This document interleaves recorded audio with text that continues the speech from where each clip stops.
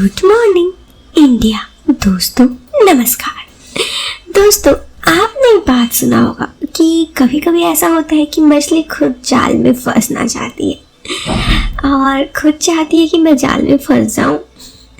ऐसा ही है कुछ आज की कहानी जो काफ़ी इंटरेस्टिंग है, एक मछली की जो जाल में खुद फंसना चाहती है। तो आप समझ रहे हैं ना कैसी मछली। तो हम कहानी को शुरू करते हैं। उससे पहले अगर आप चैनल पर पहली बार आए हैं तो चैनल को सब्सक्राइब करें और सब्सक्राइब करने के बाद वीडियो के नोटिफिकेशन में जाकर ऑल नोटिफिकेशन ऑन कर दें। इससे क्या होगा, इससे हमारे चैनल की सभी कहानियाँ आप तक सबसे पहले पहुँचेंगी। चलिए हम कहानी को शुरू करते हैं। मेरा नाम अविनाश है और मैं 38 साल का हूँ। मैं मेरठ में रहता हूँ। मेरी बीबी एक स्कूल टीचर है और मेरा बेटा भी उसी स्कूल में पढ़ता है। मेरा मकान काफ़ी बड़ा होने की वजह से मैंने अपने घर के नीचे फ्लोर को किराए पे दे दिया है। किराएदार का नाम मनोज शर्मा है। उसकी उम्र 45 साल है। उसकी बीबी का नाम चित्रा है जिसकी उम्र 37 साल है। अब आगे बताता हूँ। उनके 2 बच्चे हैं। उनका एक बेटा जो 6ठी क्लास में पढ़ता है। उनकी एक बड़ी बेटी है जो अभी 12वीं की एग्ज़ाम दे रही है। बेटा तो सही है लेकिन बेटी का नाम शिल्पा है और वो 19 साल की है और नई अभी उम्र के उस पड़ाव में है। देखने में बहुत सुंदर है। उसकी देखकर मैं तो बस देखता ही रह जाता हूँ। उसके परिवर्तन मैंने अपने आँखों के सामने देखा है। देखने में वो काफ़ी खूबसूरत है, ये तो मैंने आपको अभी बता दिया। और शिल्पा जब हंसती है तो उसके गालों में डिम्पल पड़ती है। शिल्पा के होठ एकदम गुलाबी है। उसको बहुत खूबसूरत लगती है वो देखने में।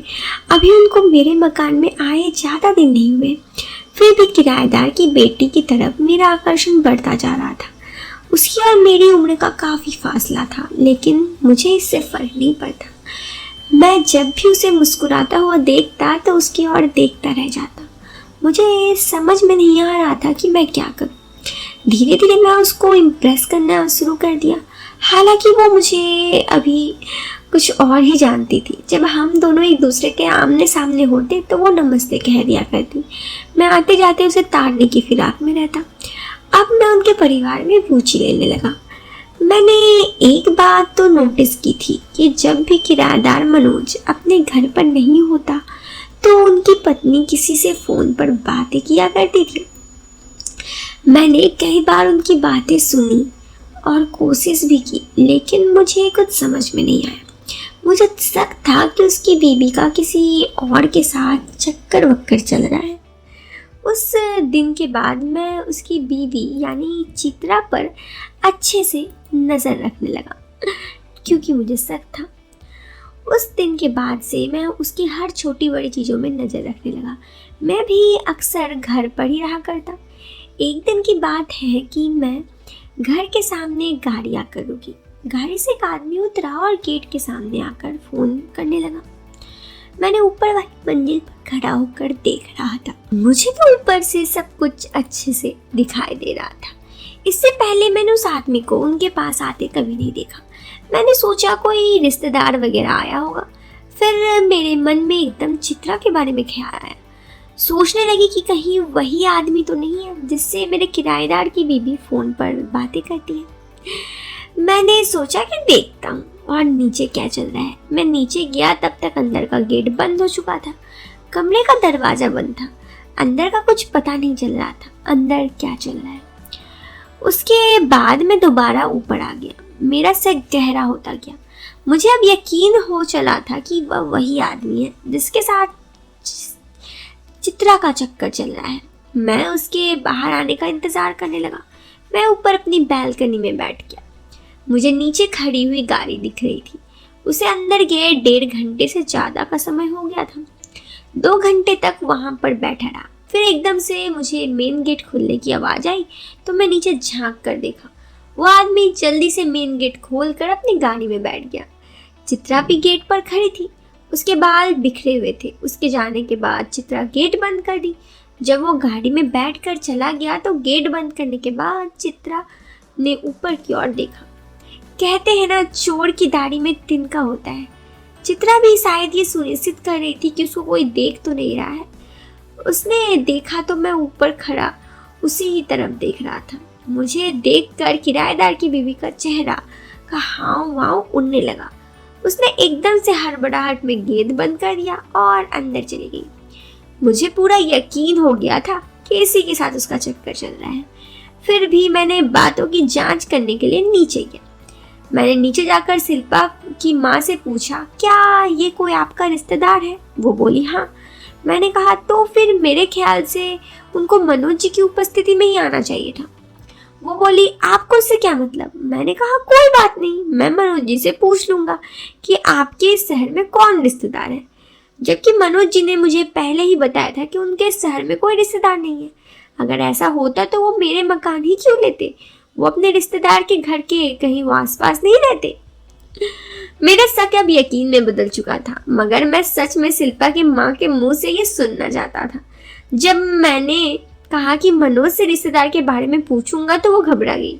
वो बोली, भैया आप 1 मिनट अंदर आइए, मैं आपको उस रिश्तेदार के बारे में कुछ बताना चाहती हूँ।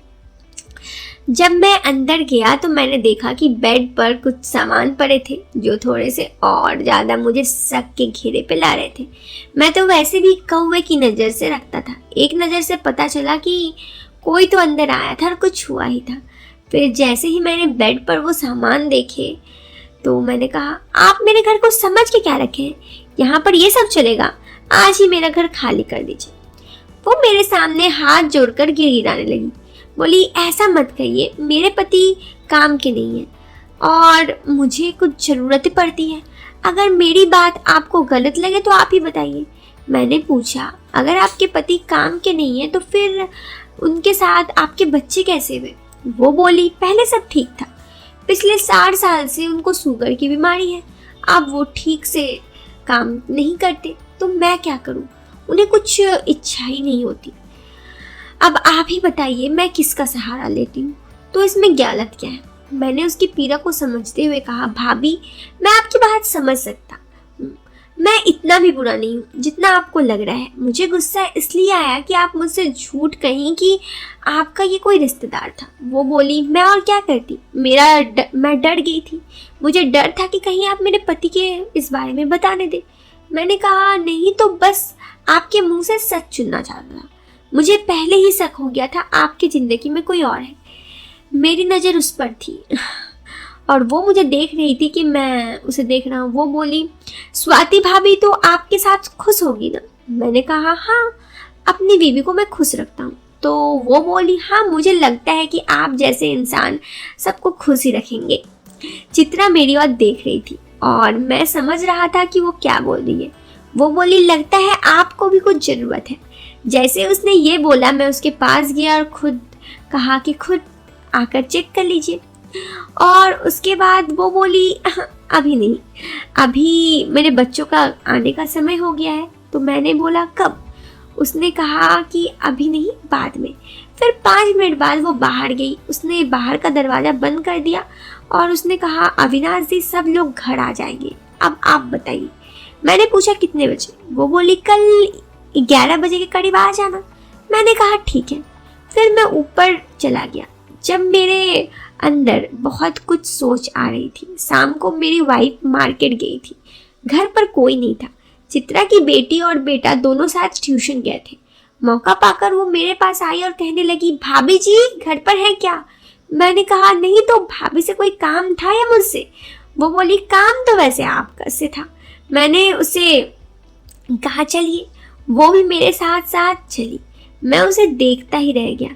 वो एकदम से बोली कि मैं तो आपको अपना फ़ोन नंबर देने आई थी। कल सुबह जब आप घर पर सारे लोग चले जाएंगे तो मैं आपको बता दूंगी। मैंने 2 मिनट तो कहा, रुक जाओ। वो बोली, नहीं, शायद भाभी अभी आने वाली है, उधर मेरे भी बच्चे अभी ट्यूशन से आ जाएंगे, इसलिए मैं आपको अपना नंबर देकर जा रही हूँ, कल कॉल कर लीजिएगा। वो जाने लगी तो मैं भी उसके बारे में सोचने लगा।